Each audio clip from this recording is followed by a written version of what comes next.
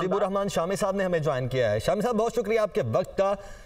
Chairman people's party Bilawal Bhutto Zardari की press conference आपने सुनी होगी, जो उनकी जानिब से अब फैसला किया गया है, कैसे देखते हैं इस फैसले को? बड़ा दिलचस्प फैसला है। गोया वो हुकूमत में शरीक नहीं होंगे लेकिन उसको सपोर्ट करेंगे। गोया हर वक्त हुकूमत उनके दबाव में ही रहेगी, न चल सकेगी, न बैठ सकेगी, न उठ सकेगी। ऐसी हुकूमत जो है वो किस काम की होगी? तो शामी साहब, आपकी नज़र में पीपल्स पार्टी की ये मजबूरी थी ये फैसला लेना, या इनकी हम दूर अंदेशी से कह सकते हैं? नहीं, इसे सियासत कहेंगे। और वो क्योंकि हुकूमत जो है बनवाना भी चाहते हैं, नए इंतखाबात भी फौरी तौर पर नहीं चाहते, और सदर का ओहदा और भी अपने पास रखना चाहते हैं, तो उन्हें सारी जिम्मेदारी जो है वो मुस्लिम लीग नून पे डाल दी है। वह उनके ऊपर कोई जिम्मेदारी नहीं होगी और मुस्लिम लीग नून हुकूमत चलाएगी और हर वक्त उनकी मोहताज रहेगी। तो ये तो जो मखलूत हुकूमत कायम होती है उसमें तो जिम्मेदारी सबकी होती है, सबको फैसलों में भी शरीक होना होता है और उसके असरात और नताइज भी भुगतना होते हैं। तो ये तो एक मखलूत हुकूमत नहीं होगी, ये तो एक जगमाली हुकूमत होगी और वो कुछ भी नहीं कर सकेगी। लेकिन शामी साहब, एक ये जो बात पिछले 2-3 दिन से चल रही थी कि अब पीडीएम 2.0 बनने जा रही है, इस चीज की तो एटलीस्ट नफी हो गई है यहाँ से। नहीं, अब उन्होंने जिम्मेदारी उठाने से इनकार किया है और ये मैसेज भी दे दिया है कि भाई हम आप हुकूमत साजी में शरीक हैं। तो ये उनको उन्होंने ज्यादा तो यानी उनकी जो सियासत है उसको उन्होंने मद्देनजर रखा है और मुस्लिम लीग नून जो है वो वाज़ेह तौर पर को मौक़िफ़ बयान नहीं कर सकी। वो उसको भी चाहिए था कि इस हवाले से अपनी पोजीशन वाज़ेह करती और अब भी करनी चाहिए। भाई मखलूत हुकूमत का मतलब ये है कि आप मखलूत जिम्मेदारी में भी शरीक हों, फैसलों में भी शरीक हों और उनके नताइज भी हैं, उनका भी सामना करें। सही। और शामी साहब, अब आप क्या समझते हैं कि बिलावल भुट्टो जरदारी या पाकिस्तान पीपल्स पार्टी के इस फैसले के बाद अब वजारत उज़्मा का उम्मीदवार पाकिस्तान मुस्लिम लीग नून में से कौन होगा? नहीं, वजारत उज़्मा जिसको चाहे बना दें, नवाज शरीफ साहब को बना दें, शहबाज शरीफ साहब को बना दें, मगर ये वजारत उज़्मा किस किस्म की होगी? ये तो एक मुझे तो ये बात समझ में नहीं आ रही कि ऐसा वजीर आजम जो हर वक्त दूसरों की तरफ देखे और जिसकी अपनी अक्सरियत ना हो हाउस में, तो वो कैसे कारोबार मुमलकत कैसे चलेंगे? बड़े अहम फैसले करने हैं, पाकिस्तानी मईशत दबाव में है और उसमें बड़े आपको फैसले करने पड़ेंगे, उनके असरात भी आपको भुगतना होंगे, मनफी असरात भी हो सकते हैं और उनके नताइज जो हैं वो बरामद होते होते होंगे। तो ये तो मतलब एक मेरा ख्याल है इससे तो बेहतर है कि आप इलेक्शन में चले जाए, फौरी तौर पर नए इंतखाबात का इनेकाद कर लें।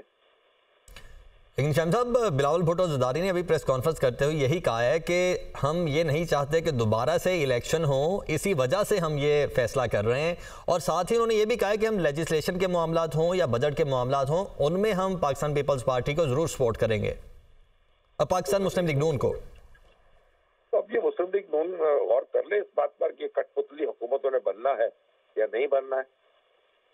ये तो कठपुतली होगी। वो हुकूमत जो है हर वक्त जो है बिलावल भुट्टो जरदारी साहब की तरफ देखती रहेगी और अपनी उसको जान के लाले पड़े रहेंगे। तो फिर इख्तदार बराए इख्तदार जो है उसका क्या फायदा होगा? बिल्कुल सही। और पाकिस्तान पीपल्स पार्टी जितने भी आईनी ओहदे हैं वो अपने पास रखने की ख्वाहिशमंद है, तो क्या समझते हैं इससे पाकिस्तान पीपल्स पार्टी को क्या फायदा होगा? मीठा मीठा हक और कड़वा कड़वा थू। आप हुकूमत में शरीक भी होंगे और जिम्मेदारी भी आप पर कोई नहीं होगी और अरबान इख्तदार में भी मौजूद होंगे और ये भी कहेंगे कि हमारा तो कोई ताल्लुक नहीं है, जो हुकूमत जो कुछ कर रही है उससे। तो अपोजिशन भी करेंगे, हुकूमत का साथ भी देंगे और आईनी ओहदेदार भी आपके साथ होंगे।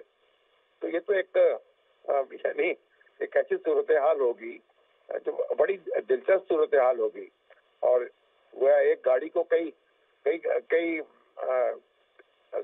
पैसे जो हैं वो खींच रहे होंगे। और शम साहब, यहाँ पर एक और इम्पॉर्टेंट फैक्टर अब ये है कि पाकिस्तान तहरीक इंसाफ भी उन्हीं अपोजिशन के बेंचेस पर होगी और पाकिस्तान पीपल्स पार्टी बिलावल भुट्टो जरदारी वो भी उन्हीं अपोजिशन के बेंचों पर होंगे।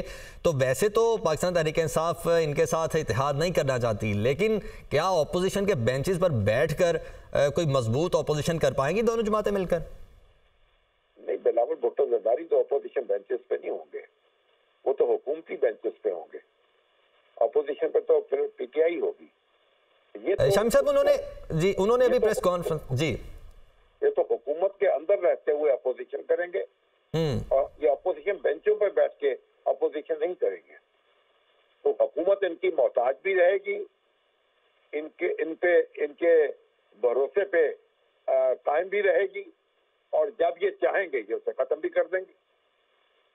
लेकिन शम साहब उन्होंने अभी प्रेस कॉन्फ्रेंस में वैसे तो कैटेगोरिकली कहा है कि हम ना तो किसी भी वजारत में हिस्सा ले रहे हैं, लेकिन हम बैठेंगे भी अपोजिशन बेंचेस पर और अपोजिशन ही करेंगे।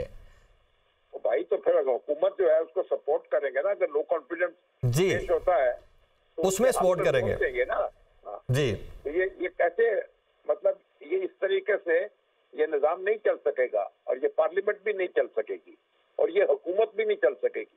और जो इस तरह की हुकूमत लेगा वो अपने आप को भी धोखा देगा और अपनी कॉन्स्टिट्यूएंसी को भी धोखा देगा। तो फिर आपकी नजर में अब ये हुआ क्या है?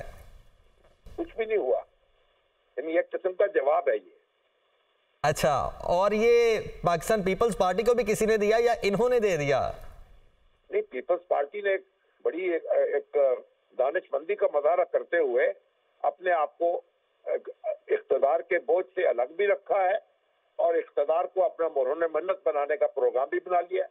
अब तो मुस्लिम लीग नून पर है ना कि वो क्या रिएक्ट करती है और किस तरीके से अपना मामला करना चाहती है और क्या जवाबी शराइत पेश करती है। अब उसको चाहिए रद्द-ए-अमल दे और बताए कि वो किस तरीके से आगे बढ़ना चाहती है। ठीक है शम साहब, बहुत शुक्रिया, आपने अपना तज़िया हम तक पहुंचाया। प्रेसिडेंट दुनिया मीडिया ग्रुप कामरान खान साहब इस वक्त हमारे साथ मौजूद हैं। गालिबन उनके साथ रब्ता मुनक़ता हुआ है, जैसे ही बहाल होगा वैसे ही आप तक दोबारा उनका तज़िया भी पहुंचाएंगे। तो ये अहम अभी प्रेस कॉन्फ्रेंस थी बिलावल भुट्टो जरदारी की और पाकिस्तान पीपल्स पार्टी ने